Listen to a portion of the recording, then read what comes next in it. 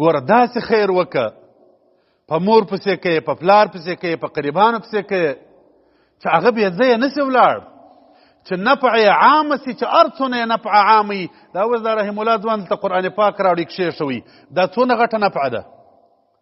دا قرآن چې در څه وخته ویل کېږي ثواب یې روان دی، چې هر سړی وایي پر یوه تورې د قرآن باندې 10 نیکۍ دي. الف په دا یوه الف 10 نیکۍ سولې، ولې الف هم رالی لام هم رالی پام پکې راله، 10 نیکۍ خالي پر دغه یوه تورې رالی. دا چې یو سړی وایي، یو مسلمان یې وایي دا اوس موږ یاسین هم پکې ووایه، تفاریم هم ځینې وویلې، دا څونه ښه اجر وي. یو کتاب رانیسه، یو مولوي صاحب ته وایي ورته مولوي صاحب کتاب دې ضرورت دی، چې هغه یې ګوري دغسې چاته چې بیا هلته ایښي نه یي بند، کتاب ورته رانیسه، دغه کتاب دی خپلو مردګانو ته یې وقف کوم لله فی الله، در قیامته پورې چې دا کتاب وي ثواب به یې روان وي. یو برمه وکاږه خلکو ته د اوبو لپاره یو ځای برابر که، په یو مسجد کې، په مدرسه کې، په لاره کې یو برمه وکاږه، یو یتیمخانه جوړه که، یو مسجد جوړ که، یو مدرسه جوړه که، په یو مدرسه کې خدمت وکه، دا به دې ابدي خیر وي. او دا چې ته راواخلې پیسې پر داسې شیانو دې مصرف کړي. ګورئ زه د ګمبتو قایل یم، زه وایم چې د اولیاو پر قبرو دې ګمبتې جوړې سي، پروا نه کوي، شرعا دا روا دي.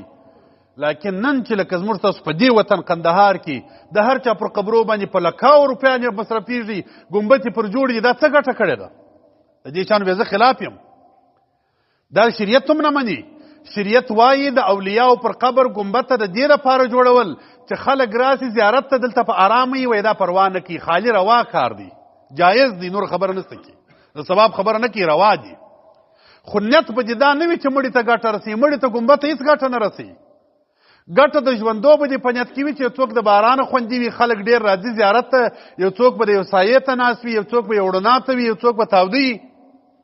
او موږ چې په لکاو په کروڑاو روپۍ پر ګمبت باندې مصرف کړي، مسجدانو مدرسې مو دغه سپېره ولاړ دي. خدا د خدای د رسول صلی الله علیه وسلم اقوال دي چې مسجد کې دې یو ګروپ وځړوئ، ستا د قبر دپاره تا ته ګروپ جوړ سو، دا چې د قبر روښنایي سوله درته. یوه مسئله دغه مسجد ته راوړه چې خلک لمنځونه پر کوي، در هغه ساعته چې دلته لمونځ کېږي تا ته به یې ثواب در روان وي.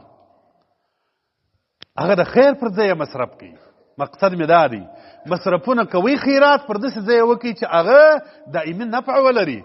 دغه سپیکران چې زموږ د مسجد خو دغه رقم دی، د هر جمعه چې شروع کېږي یو پلاس سرغراري سي، بیا بند سي، بیا څه چم وکړي، نه اواز د باندې وځي، دغه وکړي.